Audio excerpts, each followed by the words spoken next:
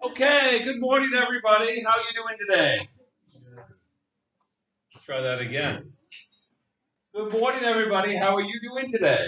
Good. There you go. So, what did we talk about last time?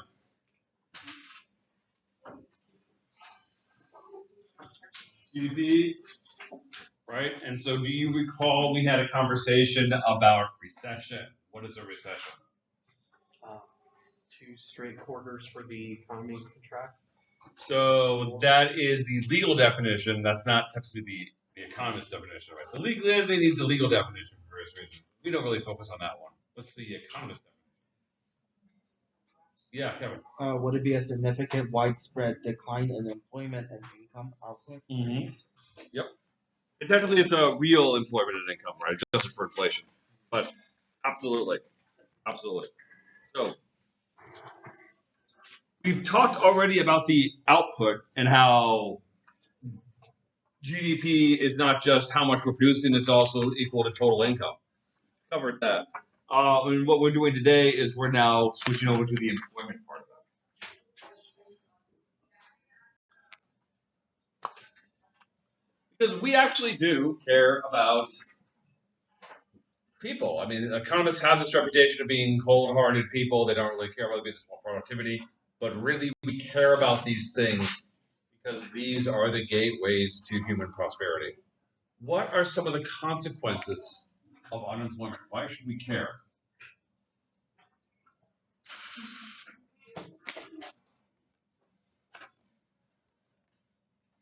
What is bad about unemployment? Yeah, Grace. Less economic because people are spending their money. Okay, what's going on there? Less economic activity because people are trying to save their money. Which is another way of saying, and I'm glad you start with this.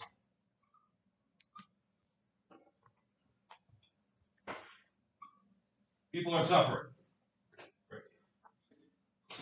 Close the door a little loud.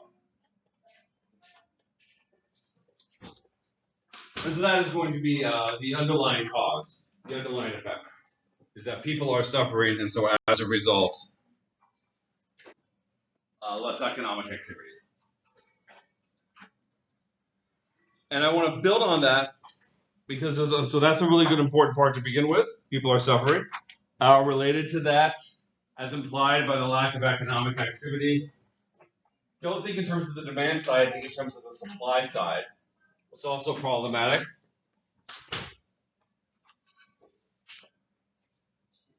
Anyone? Shout it out. Question is, what is another thing that is problematic about unemployment? Not necessarily, it's true that, like less economic activity, but don't think in terms of the demand side of people buying less stuff. Think in terms of the supply side. If you are unemployed, what is true? People can't afford to buy things. That's true, but that's the people are suffering part. Yeah.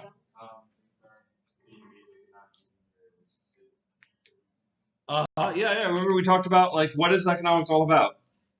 What is economics all about? David?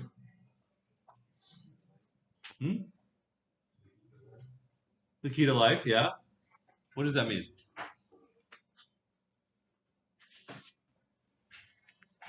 What's our definition of economics? Allocation of scarce resources. Allocation of scarce resources, right? The optimal allocation of scarce resources, right? We're trying to get the optimal allocation of scarce resources. In other words, we're trying to do the most with what we have. And if we have people sitting on their hands, they're not making the world a better place. They are not creating anything. They're not doing anything. Right? Idle resources is wasteful. And so on that front, it's not merely that, they're not working, therefore not buying fewer things. It's like they're not working, therefore they're not producing things. There's an opportunity cost.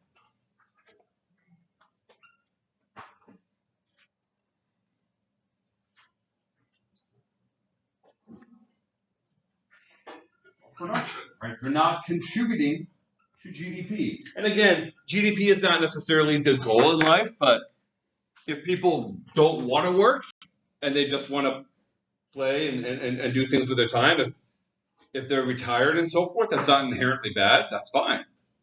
But if people are saying, I want to do something and economic conditions are making it impossible for me to be productive, that's a real problem.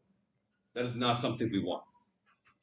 Societally and personally. Unemployed workers don't contribute to GDP. But it's deeper than that. Yeah, go ahead, please. I was gonna ask if unemployment also impacts inflation, right? Does unemployment Impact impact inflation? I mean, generally speaking, when we model the economy with an aggregate demand, aggregate supply, typically employment and lower levels of unemployment and lower levels of inflation are paired together. There's something called stagflation, where the economy is struggling and you're getting inflation. That's pretty uncommon. Generally going to be a situation of either the unemployment is really high and inflation is kind of low, or inflation is really high and unemployment is low. That makes sense. And it'll make more sense when we go forward, but typically they don't, because if people aren't buying as much stuff, that's going to put lower and that's going to put less pressure on prices. But let's see if you can complete this sentence.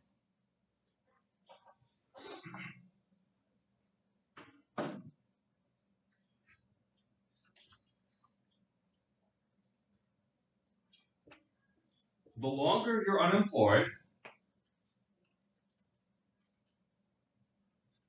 the harder what is? Harder it is to find a job.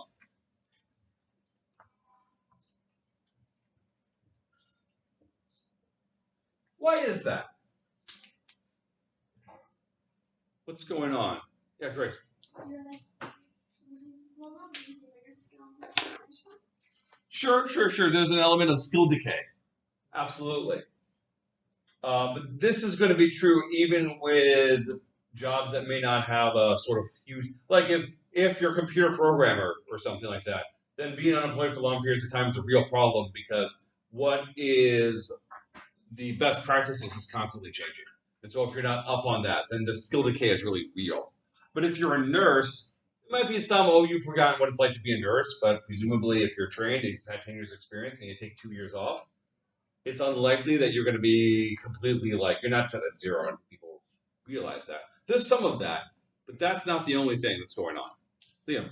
Been unemployed for a really long time. Employers will think there must be a reason you haven't been able to get a job, or you'd be seeing the less. Yeah, absolutely. Right, does everyone hear that? Did you hear that from back? Yeah, it says something bad about you. If you have this gap in your resume, then employers will wonder, why do you have this gap in your resume? Why were you not working for 2 years? Did no one want to hire you? No one wanted to hire you. Why should I want to hire you? There might be something weird about you. Or maybe you just didn't bother looking, in which case you're not very motivated. That also says something bad, right?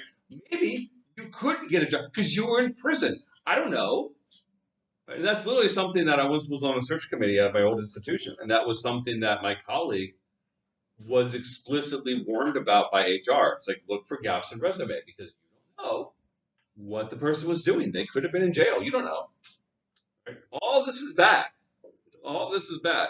So a little life advice for you as long as we're making this list is if you do find yourself graduated into a recession or entering a recession, and you're like, because new graduates have the hardest time finding a job because they have no experience. Find something to occupy your time that is trackable. So volunteer somewhere, try to do something such that you can put that as a line in your resume. I was volunteering at this animal shelter for a amount of time, yada, yada. Here's their contact information, I'm not lying. So that you can send a signal that A, you're making the best of a bad situation, which is a great thing to do. And B, they know that you weren't in prison, right, or something terrible, right? You want to send good signals. One of the things, though, that we are concerned about as economists is that there's going to be a group of people who, if they're unemployed for long periods of time, they're just kind of stuck. They're screwed for their entire life. We see this even in the data that people that graduated into the 2009 recession, they have had lower levels of income throughout their life. Here we are more than 10 years on.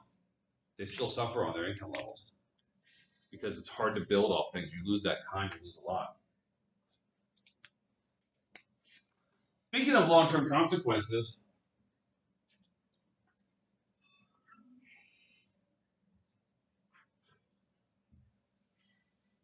when you worry about money,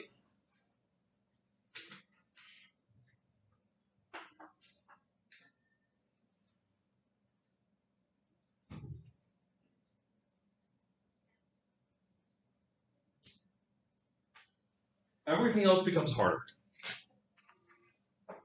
If you're in tight financial strength, not only are you suffering, but that suffering can cause long-term damage. People will stay in abusive relationships, for example, because they can't survive on their own. Or they will take on a lot of credit card debt to try to patch a short-term hole that then follows them for many, many, many years, because credit card debt is really bad. Credit card debt avoided at all costs, because it spirals very quickly.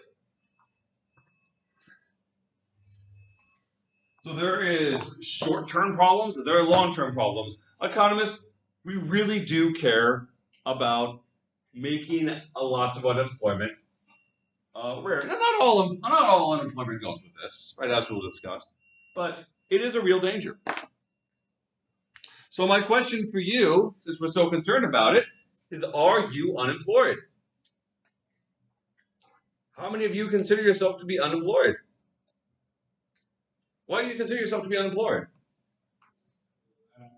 You don't work, so therefore that's the end of the story, right? So, well, you know who also doesn't work? My kids. They are 9 and 6. Are they unemployed? No.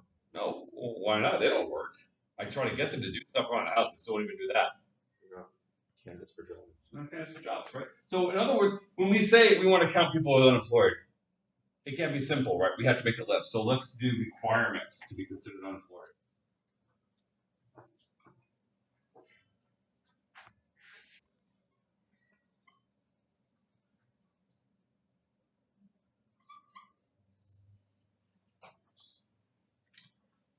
I'm going to agree. And one is you have to be an adult. And we are going to define that as 16 years or older. Okay, so that takes out my kids. Well, you know, my dad, he's been retired, he's in his 80s, he's way over 16. Is he unemployed? Well, why not? He's not looking for A job. He's retired, right? He doesn't want a job. In order to be unemployed, you have to want to work.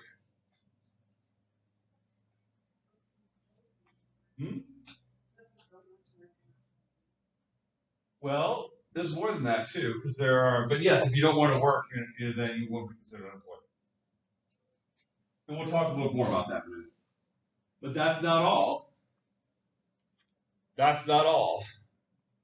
What about people who want to work but they are disabled and they can't do the job they're trained to do? What about people who want to work but they are in prison and they can't possibly work because they're not really in the labor market?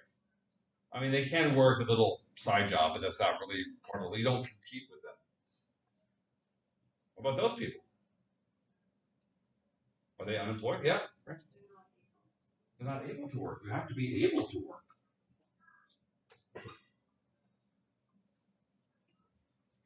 Okay, what about people who want to work? They say, I want to work. They're able to work. But they are not, like, they just say these things, but they aren't looking for any work. They're not trying. They're not interviewing anywhere. Are they really unemployed by any practical sense of the word? Are they in that labor force? Are they in that labor market? No. So in other words, Francis, can you guess the next one? Looking for work. Yep.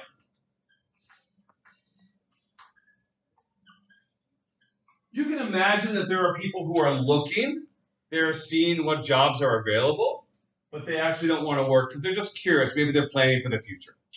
Maybe they're currently some stay-at-home parent whose kids are going to be, like starting to go into school soon, and so then they'll be freed up to work. So they don't want to work now, but they're still looking because they're curious what's available and they want to start planning for that. And there are certainly people who say, I want to work, but they're not actually looking because they're not serious.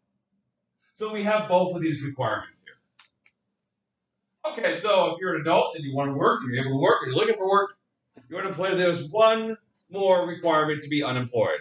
Can you guess what that requirement is?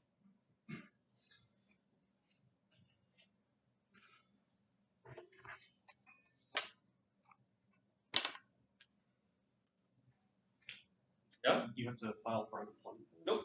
No.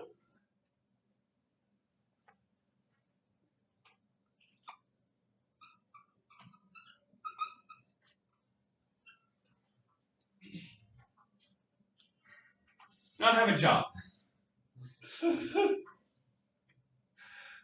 We mentioned that at the beginning, and then you immediately forgot about it. You're absolutely right. So you can't have a job. Because I am an adult, at least I want to work. I'm able to work. I can start looking for work. I'm not unemployed. I have a job. And so if you meet all of these requirements, you are considered to be unemployed by the Bureau of Labor Statistics and are counted in the official unemployment statistics, which means we have some interesting thing going on.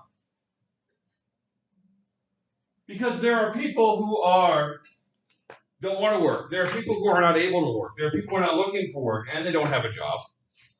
There are people who don't have a job and are not adults. In other words, there are people who are employed. There are people who are unemployed.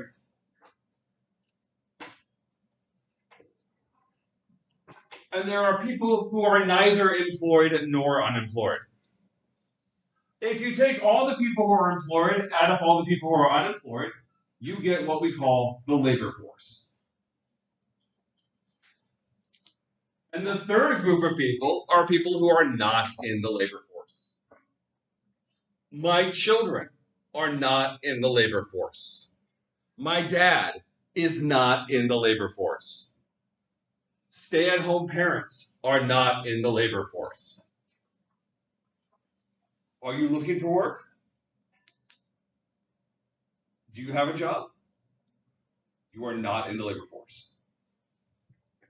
We can think about it this way. This matters because there are essentially people who are, for market purposes, non-entities. They're not competing with other workers. They're not part of the conversation of people trying to find a job. So they're sort of over here. Yeah, go ahead, Kevin. I'm not room for that. Not in the labor force? No.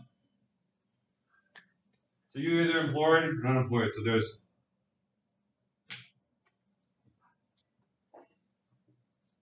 I'm going to say 3 categories then.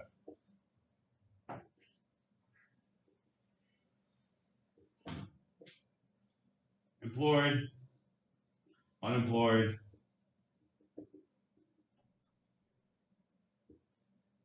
not employed. We are not very creative.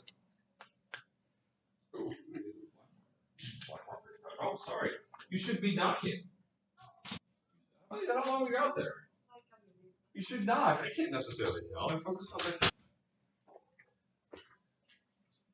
I know how much you heard. Let's get rid of this.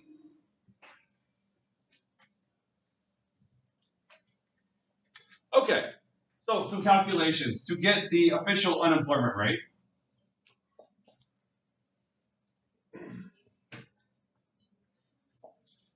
It is going to be a percent.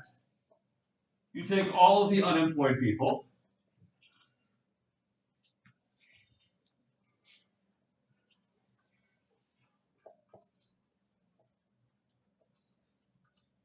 And you divide by the labor force.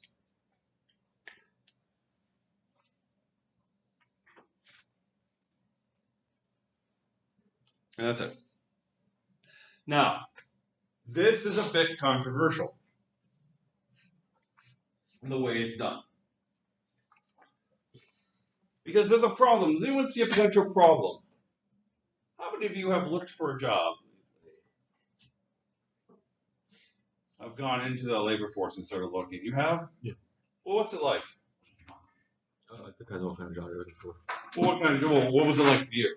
I was looking for a job that necessarily might not have me as a part of the labor force. Would you want to elaborate a little bit on that or not? Yeah, because a lot of jobs pay cash, like a lot of jobs like serving or Mm-hmm. landscaping and stuff like that. All businesses aren't like legally employed. Oh, so that gray market area that we talked about last time. Yeah. Okay. But I'm curious about like the application process. Was it is the search process like? Is it exhausting? Is it not exhausting? Is it fun? It's tedious. Tedious. Oh, that's a good word for it. You want to elaborate a little bit? I mean, you have to keep like going to all the websites, scrolling all the way down, hit the careers button, and then final positions available and locations near you. Mm-hmm. And this is when the economy's doing pretty well. Yeah. Imagine it's a recession, and the unemployment rate's like twice what it is now. And you get people, you do all the application process, you find those few places, you submit your resume, you never hear back. Or maybe you get an interview and then you never hear back. And you get rejection after rejection after rejection after rejection after rejection. How might somebody feel? After doing all that work, all that search, all that customization, and getting nothing. Yeah. Discouraged. I'm so glad you used that word. Sometimes they get different words. But you use the key word. Discouraged is exactly wrong with some people.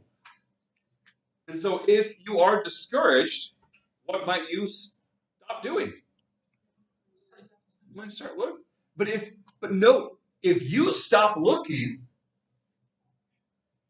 you are no longer considered to be unemployed. You're not in the labor force anymore.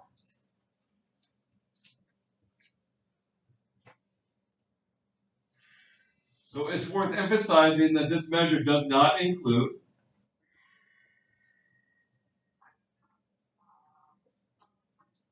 and that's why I'm glad you used that term, because we literally call them discouraged workers. Workers who have given up looking for work, but still want a job.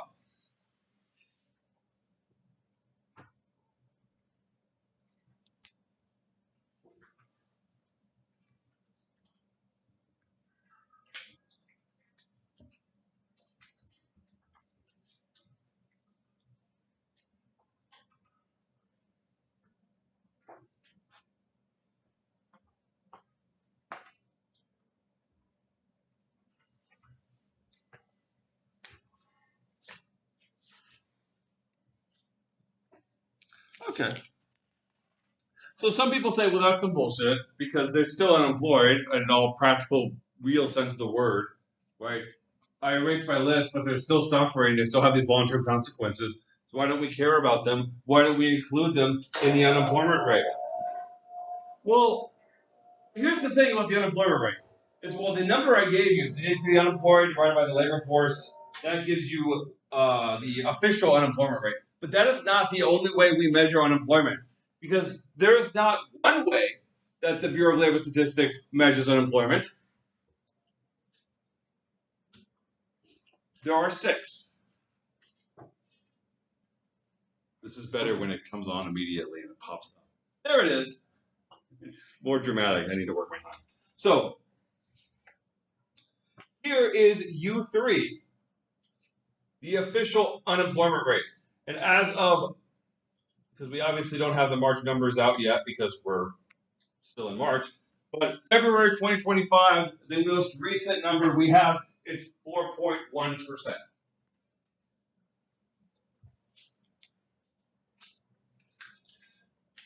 Note, though, if you look at U4, and you do all the unemployed people, but you consider all of the unemployed people, you consider discouraged workers to also be unemployed. Of course, if you're going to put them in the numerator, you also have to put them in the denominator. If discouraged workers are suddenly considered to be unemployed, then you're going to add them here, you're going to add them here. Note that when we do that, the unemployment rate jumps up a little bit to 4.4%. So you can say, look, it's 4.1, but it's really 4.4. You can argue that. That's a reasonable thing to argue. You can also say, but you know what? We don't want to limit ourselves to that. We can go even broader because there's all these people who are marginally attached to the labor force. So in order to be looking for work, you have to be looking recently. But what about people that have looked sometime in the past year? Right. That's what we say. So what does it say here? People marginally attached to the labor force are those who are currently neither working nor looking for work, but indicate they want and are available for a job and have looked for work sometime in the past 12 months. In other words, discouraged workers are kind of a subset of them. So we look even broader, and then it goes up to 5.1%. So it's like, I looked like 6 months ago. I haven't looked since. Well, you're unemployed by this measure. And then you go even broader. You can include not just those people, but also people who are part-time but want to be full-time. This is why this table is called alternative measures of labor underutilization. They're working somewhat, but they want to work more. It's not a black and white thing for them. We go over to lower, then we go up to 8%. So we get broader and broader and broader. We can also get more narrower. We can get more narrow. We can say, look, people who completed temporary jobs, job losers, people who completed temporary jobs, so it's really narrow. Or people who are only people who have been unemployed for long periods of time. Maybe we consider that. Maybe those people are unemployed. Then it goes lower. So there's lots of ways to measure this. But these different measures, they operate in tandem. So much so, in fact, if you're ever curious about this, you can do a search for like U4, Fred.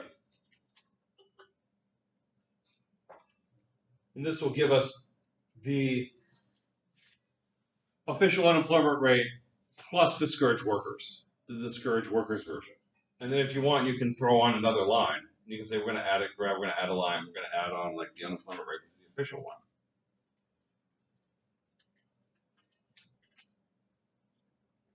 I did it. Oh, it's so sorry. It's so annoying. They changed their defaults. So now, for some ungodly reason, they said, you know what would be a really great thing? Rather than have it be a nice clean line, we're going to make it a dashed green line. I'm like, what the hell is that? No one cares about that. There we go. And then we're going to maybe do like a 5-year.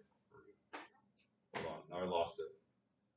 Where's the other one? Okay, well, I guess they're right on top of each other.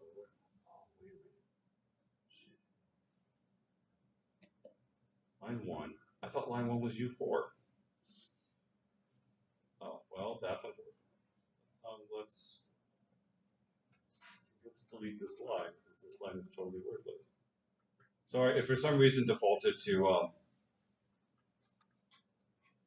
Okay, now we're going to add a line, add a graph, add a line. We're going to do U-4. There it is. Add data series. And now then we have the stupid green dotted line again.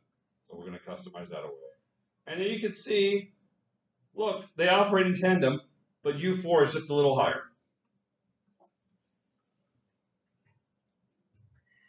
And it's typically just a little higher. Sometimes the gap is pretty big, like it was in the wake of the Great Recession, where there's lots of discouraged workers adding nearly a percentage point. And sometimes it's much smaller, like right now. This data exists.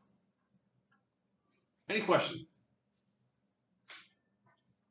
Yeah, go ahead, David. How do they know, like, the numbers? I don't know how people... Great question. So this is largely done through surveys. So they will call people up and they will ask them these questions. And that's why they know, like, oh, you said yes to everything except you're not looking. Oh, I know, I can ask you when was the last time you looked. That kind of thing. They can also cross-reference that with employer data So they just and applications. call people who are not employed. They call everyone because they have to also get people who are employed. They don't know if you're employed or not. They just call people at random.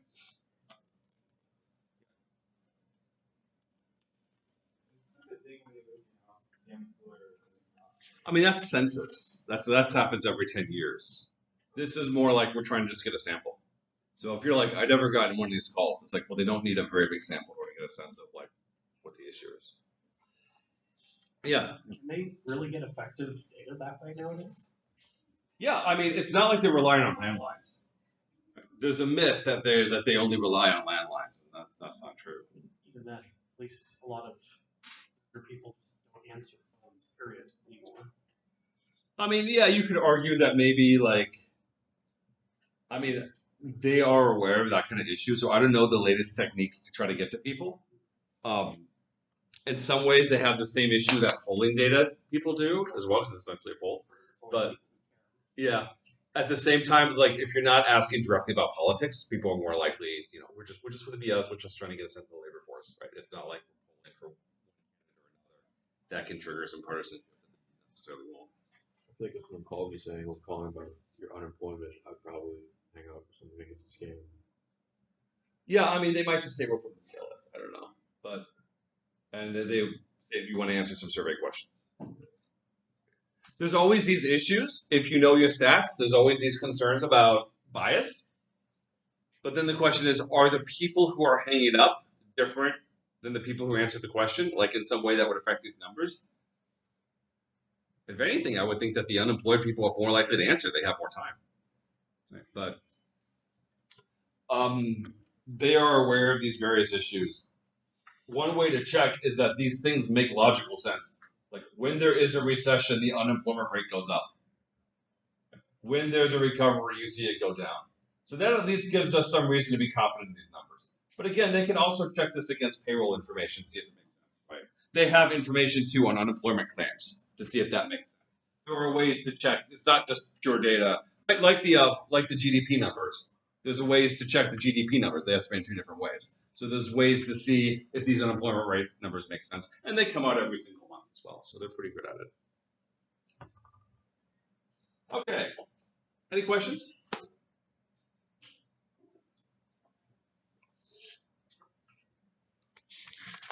What we're doing? Okay. We're fine. Now, the one that I showed you though had an interesting thing of 15 weeks or longer.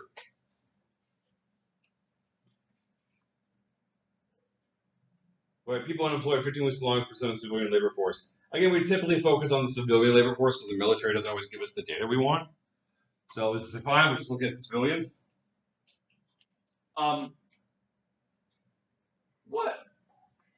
Why do you think that we care about 15 weeks or longer? And I'm not saying, oh, what's special about 15 weeks? I'm just saying, what's special about a long period of time? Yeah. People are less likely to be able to work if it's long term. Do you want to elaborate? It's going to be harder for that group to get hired again. That's true, but that issue of like gaps in your resume typically kick in when you're talking about a year or 2 years, because it's like you could just put on your resume, I was employed in 2012, I was employed in 2013, right? That doesn't look weird. It's when you say I was employed in 2012 and then I was employed again in 2016. It's like, were you in school? No. What were you doing? Right? Yeah. There's like it might take you that long just to get employed. You might be out for like 4 weeks and go through the process, not get it, make a job, like account for hiring time. Yeah. Which leads us to an interesting question. What should the unemployment rate be? What should be the goal? So that's what people want to say, right? If we're talking like, oh, well, if unemployment leads to suffering, if unemployment has these problems, then zero. But as noted, there is some, it's not like if you're unemployed for a week, you're suffering. And you get a job a week later or a month later. That's usually not a big deal. That's not going to cause long-term problems either. Also, at the same time, if we have an unemployment rate of zero, what does that mean? That means nobody gets fired. That's a situation where no one new is entering the labor force. Because as noted, it takes time to find a job, doesn't it? As you noted as well. So do we really want to say that the goal is absolutely no unemployment? No business ever goes under? No person ever gets fired? Some of you have jobs. You probably know somebody at your work that's like this person. Do you know somebody at your work that's like that? Right? I see some people saying, yeah, I probably do. We're smiling, but they probably don't want to admit it. I've known people like that. I won't say anything either. In other words, the employment market is a complicated market. And sometimes there are people who make a good match for an institution, and then the circumstances of that person or the circumstances of the institution change, and they're no longer a good match. Or sometimes someone gets hired and they think they're going to be a good match, and it turns out they're not a good match. Because there were mistakes along the way. And sometimes a business has a good business model, and then the economy changes because it's growing and it's dynamic, and there's new inventions and ideas, and then this business does not have a good model, and we want to free these people from this institution and go do something else that's more productive. So we do not want to have a zero unemployment rate. That implies a stagnant economy that's not evolving at all. That implies nobody's entering the labor force. We don't want that. That also implies kind of no one's dying too, because there's no jobs. Some unemployment is normal and healthy, and it takes time to undergo that matching process. And so we call that, under the types of unemployment, frictional unemployment. If you know your physics, what is friction?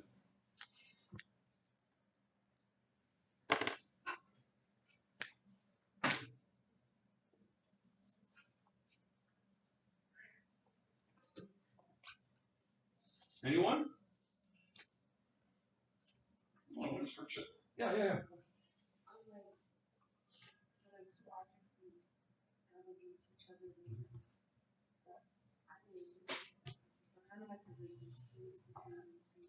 There's some natural, some natural resistance, right? Is friction always occur? If you had a frictionless surface, what would it look like? Okay. It would be invisible. Because we see things, because when light hits it, it creates the frictional effect, right? We see it. So if it's a frictionless surface, that means it would literally be invisible. Right? In other words, friction is everywhere. Friction is inevitable. And frictional unemployment is similar. This represents people between jobs. They're unemployed.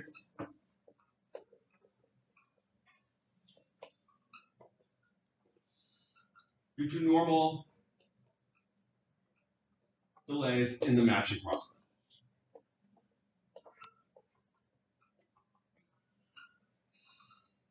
It takes time to find opportunities. It takes time to apply them. It takes time to do the interviews. It takes time to get hired. So if some people are unemployed, it's like, well, that's normal. It's typically short term.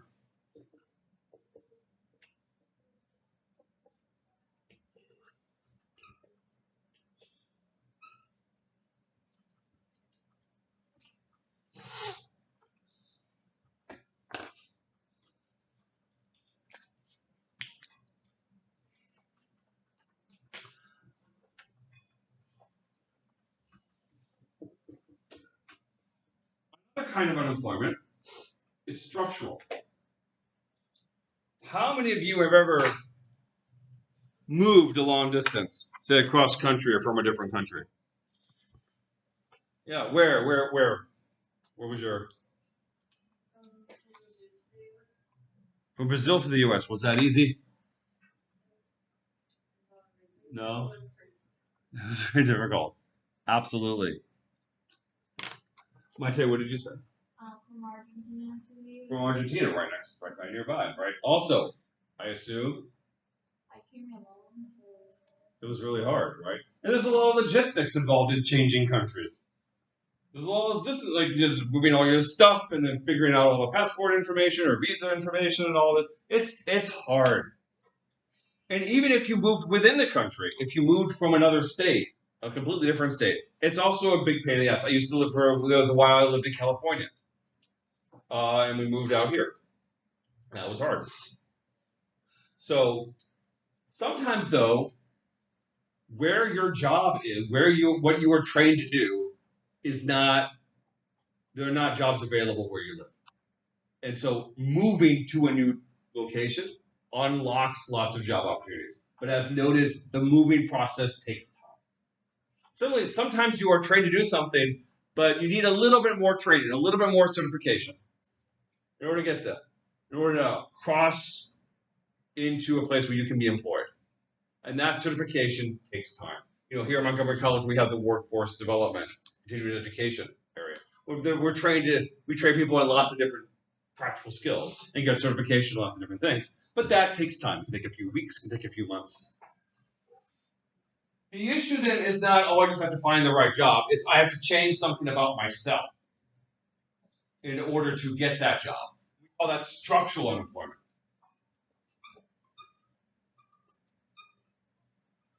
People who are unemployed, and it's not exclusively these things, but these are the clearest ones due to geographic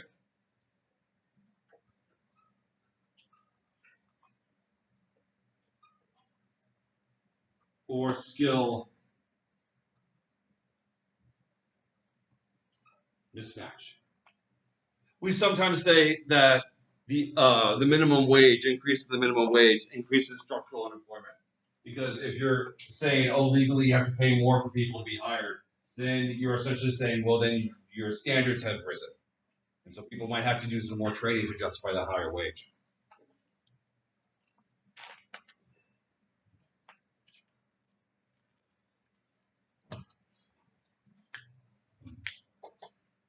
This is typically medium term.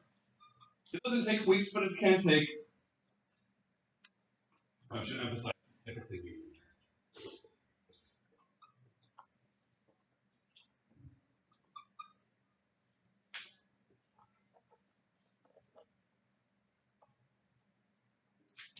It can be resolved in weeks, but it might take closer to months.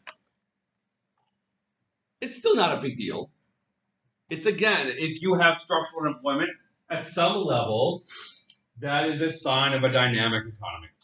I'm not saying that therefore that means the minimum wage is good, because that's sort of artificial constraint. But if we're talking in terms of like, look, the technology is improving and getting more complicated, and the economy is getting more sophisticated, and we need more people with experience or certain training, then structural unemployment is normal and healthy. Any questions so far? So while unemployment isn't inherently good, we don't want to say it's inherently bad. There are some kinds that are natural. And so we have this term in economics called the natural rate of unemployment.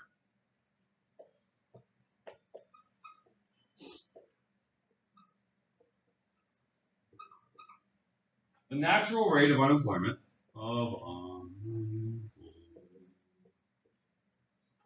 again, a percent, is equal to all the people who are frictionally unemployed plus all the people who are structurally unemployed divided by the labor force. Because these tend to be short-term and medium-term, getting a sense of how many people are long-term, like that 15 weeks or longer, that gives us a sense of what the unemployment rate is really like. That doesn't necessarily mean that I think it was 1.5%, how many people are unemployed for long? Yeah, about 1.5% of people have been unemployed for 15 weeks or longer. Some of that is still frictional and structural. Some training takes a long time. Some search processes take a long time. The job market for economists, for academic economists, takes months to go through. And it's just a totally normal long process. It's a long process, but it's totally normal. Yeah. People have seasonal jobs, like lifeguards and stuff too. Well, that means, but think about the unemployment. So they either go from like, I am not working, to I am looking for the lifeguard job, to now the lifeguard job season is over and I'm not looking for work anymore. So they enter the labor force probably in, I guess maybe the April. I don't really know when they start looking for lifeguards. But whatever that month is, they start to look, and then they complete their work, and then they're done, and then they're not. But we do have this section of people who completed temporary jobs in U2. Right? And that may be an aspect of So, okay, so it seems like the labor unemployment rate is fine. But there is one part that is, for the lack of a better word, the bad kind of unemployment. Remember we talked about recessions? What is a recession again?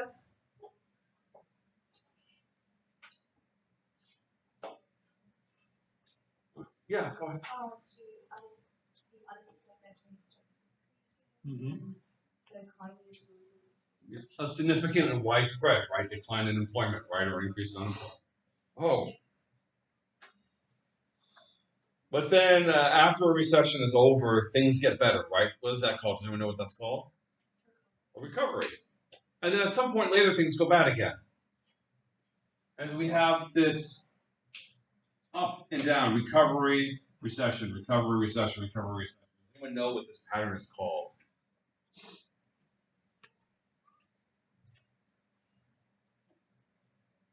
Yeah. The what? So a depression would be one really bad. Like a depression is just a really bad recession. I'm talking about the entire up and down pattern. Yeah. It's the business cycle.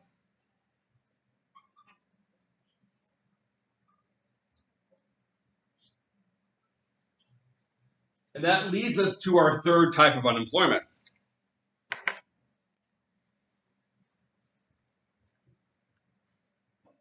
Cyclical unemployment. You had to do that thing. I didn't introduce it. So, this is unemployment due to a lack of demand for workers. This is unemployment due to recession.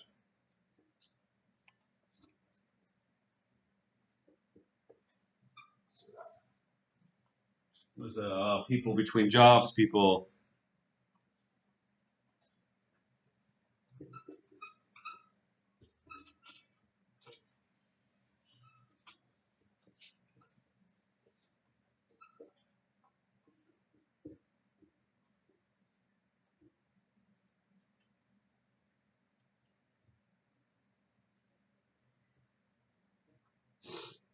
When people think of unemployment, this is the unemployment they're thinking of. And this one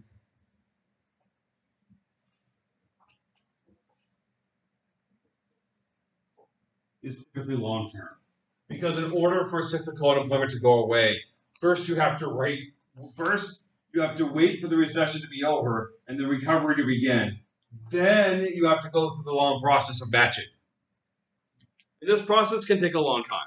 This is why during COVID, the government was paying companies saying, hey, just take this money and hold on to it, and you can have this money, and if you keep everyone employed, you can keep the money. Because they didn't want to have to have all these businesses fail, and then all these workers spread out to the wind, and then everyone have to go through the whole process of being rehired. Because as noted, this takes a while. In fact, there's a great example of how damaging skipping over the frictional part is. So have you ever heard the stories of people who are trained as a doctor in the home country and they come to the United States and they're working as a janitor or something like that? Have you heard those stories like that? You ever wonder why that is? Because the education system is different, that they have to pass exams here. Yeah. So why do they take a janitor job? And they can be hired as a doctor, so. Well, yeah, but you can take exams and be certified in the U.S. If you have that training, you should be able to get to the exams. It's not like in other countries they're teaching the four humors, right? Or the bloodletting, right? You have the knowledge. Yeah. It's something that's available immediately or close to immediately. Sure. And that has a lot to do with it. This also has to do with the refugee rules. So if you come to the United States as a refugee, by law, you have to take the first job that's offered to you. So you have to be employed in a certain amount of time. Otherwise, they cut you off. And so there's enormous pressure to skip over the frictional part, skip over the structural part by taking those exams as structural, right? You have to be certified and all this stuff, and then finding the right job. This all takes a while. And they're like, you need to have a job immediately. And so then you end up with people who have jobs that do not match their skills at all. So if you don't think this is a big deal, this is very much a big deal, right? You want to have a good matching. You don't want to have janitors working as you don't want to have doctors working as janitors. That's a bad skill match. That's a poor use of scarce resources. Okay. Any questions?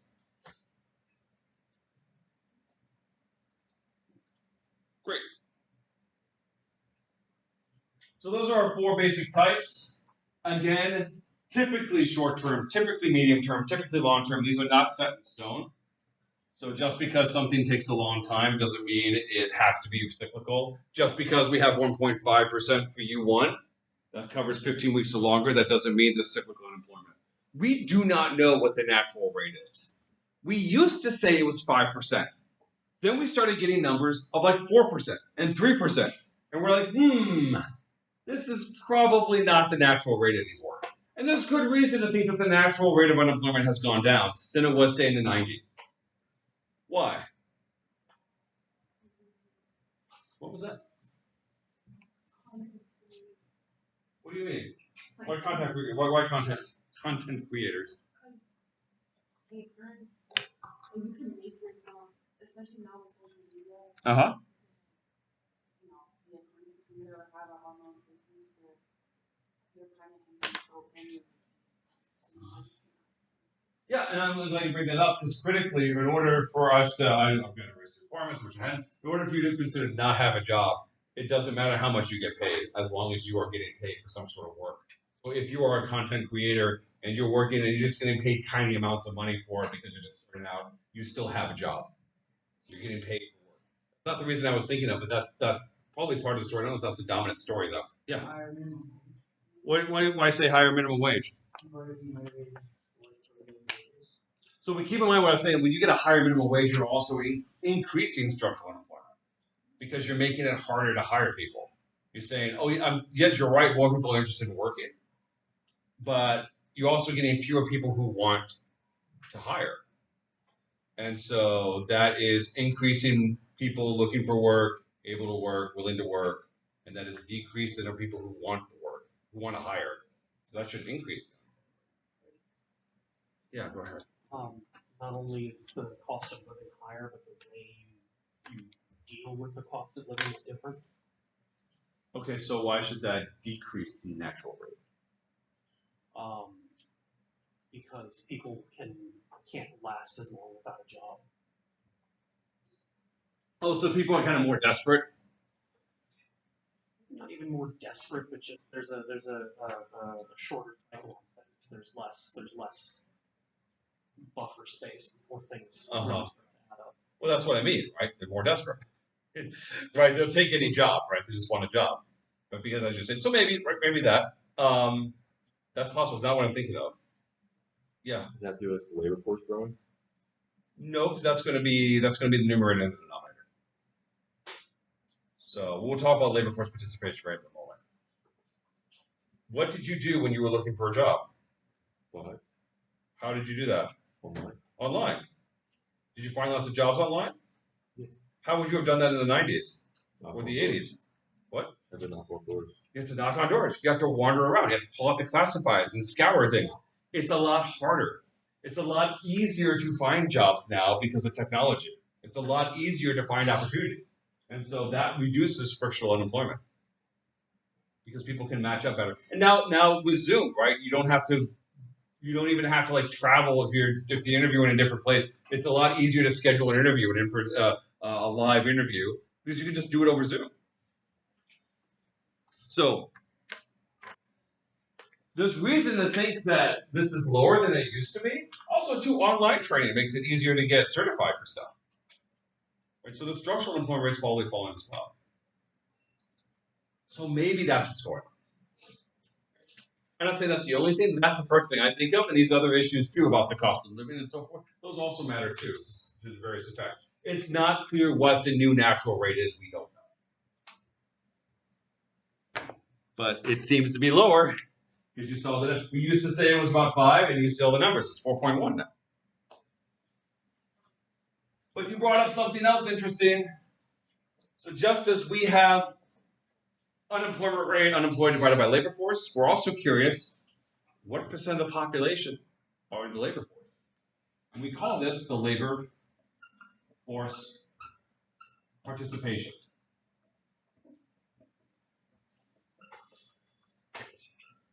Which, guess what, is also a percent. Now labor force is in the numerator.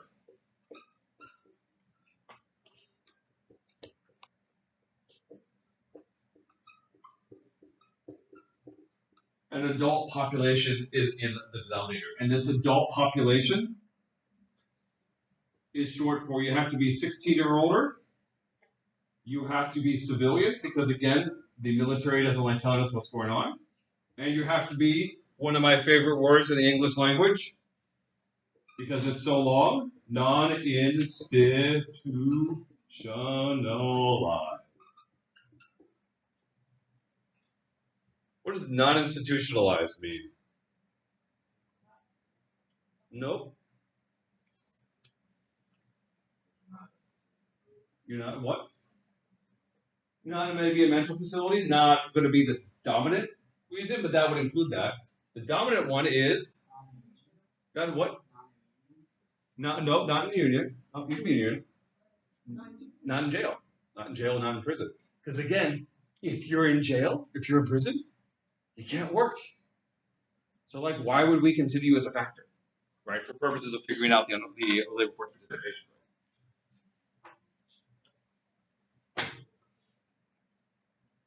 We have data on this, just like we have data on everything. Because economists love our data. And this one's pretty easy to get information on, because we have the things like, let's do it for women. Here we go. I have it from multiple sources, but I want to do women first. We have data on tax return data on how many people are employed. We have data on what the survey data that they do for unemployment. We have data on unemployment benefits, and we see labor force participation rate. Oh, actually, I wanted to start with just the overall. I should probably start with that. Let's duplicate and bring in the labor force participation rate. There we go. So here's the labor force participation rate. It maxed out at about 2/3 back in the 90s. It's fallen quite a bit. So right now it's hovering at, it looks like I'm at 62.5%. Why do you suppose it went down here? Yeah. Baby boomers retiring. Baby boomers retiring, right? So if we're going to make a list of determinants for labor force participation, right? Top of our list, demographics. Would baby boomers, not only baby boomers retiring, but also baby boomers not dying, right? People are living longer, and they are entering retirement age, and so we saw a huge decline here as baby boomers retired. Some of them retired, and then we're seeing more of them. You see, like this level, right before the pandemic, is lower than this one. Obviously, it dropped a lot during the pandemic. People were like, I got to go take care of kids because all the daycare shut down, and then that started opening up and people are coming back. But they're not coming back to the return that they used to. I had colleagues that took the pandemic as a time to be like, I'm going to retire. This is some bullshit. I'm done with this.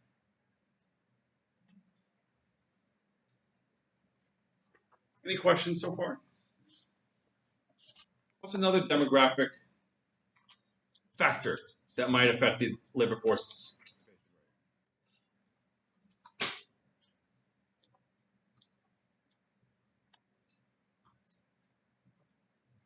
Yeah. People engaging in non-traditional sources of income, like trying to get all their income from day trading or crypto. Probably doesn't have a huge impact, but yeah. So we want to think in terms of like the demographic issue, right? So when I say demographic, I'm thinking in terms of like the population makeup is changing in some way. Figure out a group. Who's a group that's really likely to work? Immigrants. Specifically, what kind of immigrants? Because like specifically, like when we say immigration, immigrants to the United States, right? What demographically, what do these people look like? What do immigrants look like who immigrate to the United States? By a whole, on average. They're typically youngish men of working age, right? These individuals have a very high chance of being people who work. Hell, that's why they immigrated to the United States, because they wanted to work. And so if you have more immigration coming into a country, you expect, into the U.S. I should say, you expect the labor force participation to rise. At the same time, and I had to specify into the United States, because there are some countries where if you get more immigration, the labor force participation will fall. I want to guess what kind of countries those are. Yeah. Yeah. Why?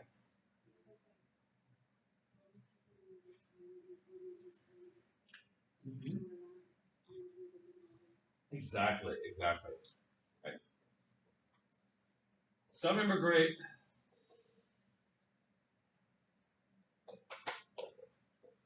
to work.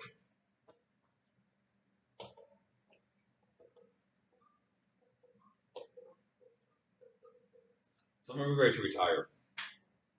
If you've ever watched House Hunters International, you'll sometimes see an older couple who is like, we're gonna retire to, when they pick some like tropical country. It's like, Bermuda or something. They're like, we're gonna retire here, or maybe not necessarily Bermuda, maybe somewhere in Mexico or something like that. And like, it's cheaper here, and we like the weather, and our retirement dollars can go farther here. Like, they're not gonna work. So you're increasing the population, but you're not increasing the labor force. That is unambiguously going to lower the labor force participation.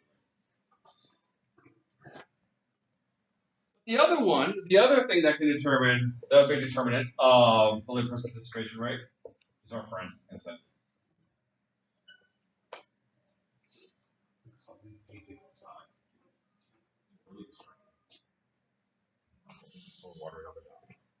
Whatever. And for that, we go to women. So here you're going to see the labor force participation rate for women radically changing all over the 50s, 60s, and 70s. What's going on? Women's suffrage. Okay, so women's suffrage. When was that? Yeah. So that was early on. That was early. We can already go. But you're thinking along the right lines.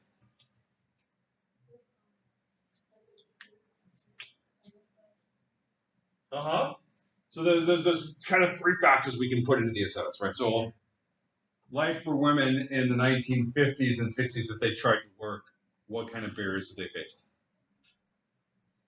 Yeah, discrimination. Could you elaborate? The traditional idea was that a woman's role was to take care of children, and if they were in the workforce, then they were young and single, limited field of jobs, and they were not expected to work for long. Some businesses, and this was especially true too of schools. It wasn't just a business thing; it was a private sector thing. It was a public sector thing. They had marriage bars and retention bars. So if you were married, they would not hire you. If you had a job and then you got married, you could not stay on if you were a woman. And the idea was, the thinking at the time was, if you're a woman and you're married, you don't need a job because your man works. And so if you are working somewhere, you're taking the place of a man who could be working.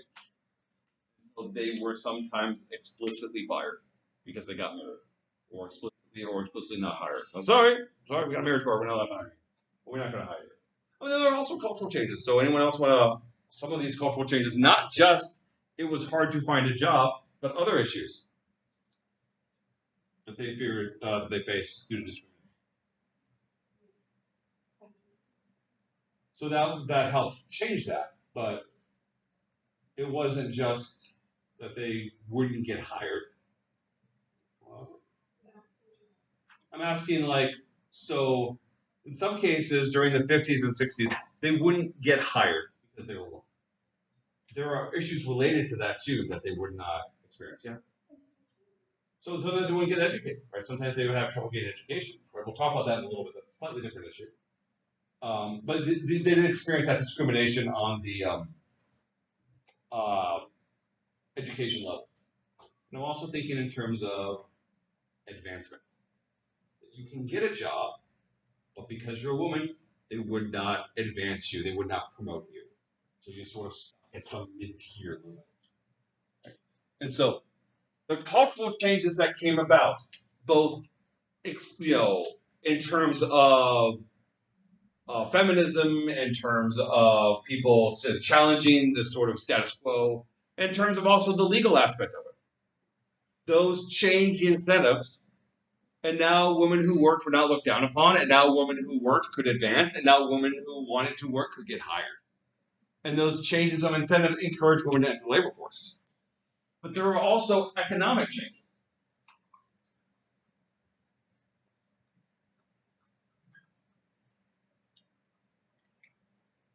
Specifically, manufacturing was a big job back in the 50s and 60s. We needed a lot of people to do manufacturing. So we know what that manufacturing was like. Pretty miserable. It was pretty miserable because it was a lot of hard labor. And so if you're going to move this giant bit of steel over here, it was really nice to be strong. And on average, who is stronger, men or women? Men. Men are stronger, right? So men had a comparative advantage during this period. They were easier to employ. It was easier to get. Like, you could be kind of dumb and sloppy, but if you were strong, you could actually do the work. Well, women on average could not. And so even someone who was saying, I think women are, I don't want to bar anyone from hiring, I don't want to hire, but if I'm if I'm hiring loggers, I probably want men on average. I don't want women. There wasn't a lot of heavy construction equipment. But then the economy changed and became more service oriented. And now it's not really muscle that matters, it's brains.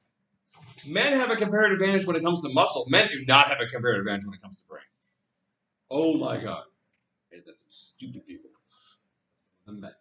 And now all of a sudden, there are opportunities. Now we're talking, there's advertising. There are more law jobs. If it is manufacturing, it's more mechanical. And so women have a level playing field now. The economy changed. And so now there's more opportunities. Yeah, a question? Chris, you mentioned education. The next one is a big part of that. It sounds like I just mentioned technological changes as I was talking mechanical, but this is something totally different. Because if you want to get an advanced education and you're a woman, there is one big thing that will interrupt that. It has a lot to do with having a social life. Yeah. You could get pregnant. And so a big change that occurred during this time period was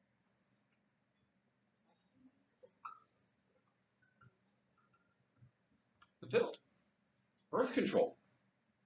Yes. There was birth control before. There were condoms and so forth. But that required the cooperation of the partner.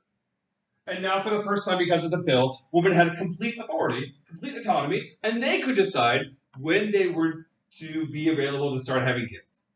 And they could plan. And they could say, you know what, I actually do want to finish my bachelor's degree because I have a plan to get a law degree or I have a plan to get a master's degree. And they could start entering the labor force and build a career. And then say later, I'm going to have kids. And we see the average age of new mothers start increasing as women delay that and get these better jobs and enter the labor force. And that was fantastic. Note these things work together because now they had the ability to get the higher education that was necessary for the change in economy. And because cultural changes were happening as well, that fueled that made the pill more acceptable, but it also enabled them to take advantage of these. So there's a lot of interplay right here. There's a lot of things these are all mixed together, but all these are incentive stories because you increase the potential for their earnings. In fact, if you're curious about this topic, there's a wonderful book by Nobel laureate Claudia Goldin.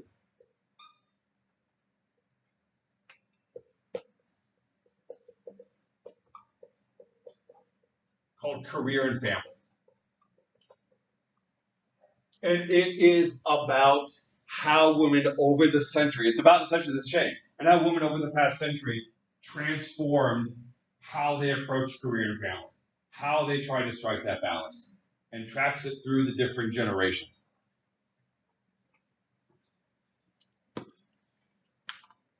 Okay. Any questions? All right. I'm running low on time, but that's okay. I don't have just a little bit left. So that was the labor force participation rate for women. Let's look at the labor force participation rate for men. Come on, work with me here. Work with me. For some reason now the typing is not happening.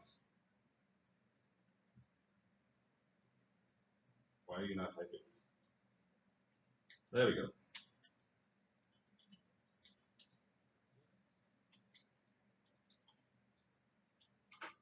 What do you think it looks like?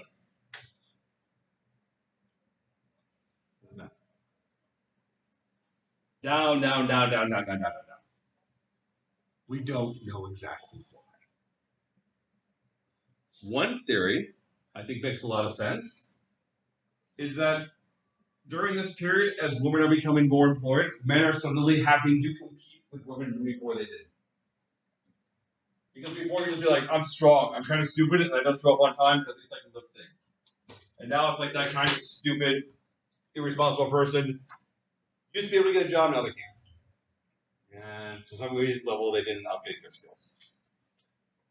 Now, if you're looking at this and you're thinking, oh my God, when you compare this one with this one, it's like exactly the opposite. Who's more likely to be employed, men or women? It seems like women, but look at the axes. This one maxes out at 65, this one minimizes at 65. Right, be careful of that truncation. So if you want to fix it, put them on the same thing, labor force participation rate.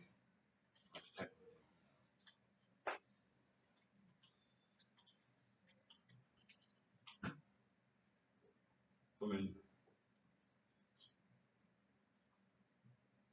Green line, there you see, right? So it's narrowed quite a bit. There's still a gap, but it's narrowed quite a bit. There are a few other reasons, and I know I'm low on time, I know I'm basically out of time, but I want to add one last thing on our list. These three are clearly in the labor force participation rate for women, but we have general ones like taxes and benefits. One reason, for example, one explanation for why the men is falling so much, has been falling for decades, is because it's now, and this is a theory, we still know exactly why. One theory is it's easier to get on disability. And because it's easier to get on disability, if you start working, you lose that disability. And so you're essentially paying people to not work. And because it's easier, the benefits, and so people have less incentive to actually work. And that's one explanation for why, for men, it's been steadily decreasing over the decades. Yeah. Also, where it said that men are like statistically seeking higher education at a lower rate, while women are seeking higher education at a higher rate. That has to do it as well. Yeah, I mean, and we're seeing that. We see this in our demographics at virtually all schools, not just Montgomery College. That we have more women enrolled than men, right? And that is a trend that's been happening for a while. women are just on average better at school. Right? I don't know why. It's more responsible. I don't know why. But yeah, that's part of it as well. So anyway, I had this other thing about jolts, but I think I'm just taking that out anyway. That's some pretty cool stuff. But regardless, that's the basics. So if there's no more questions, I will let you go. Have a great couple of days, everybody. We will reconvene on Thursday. But also have to do with the fact that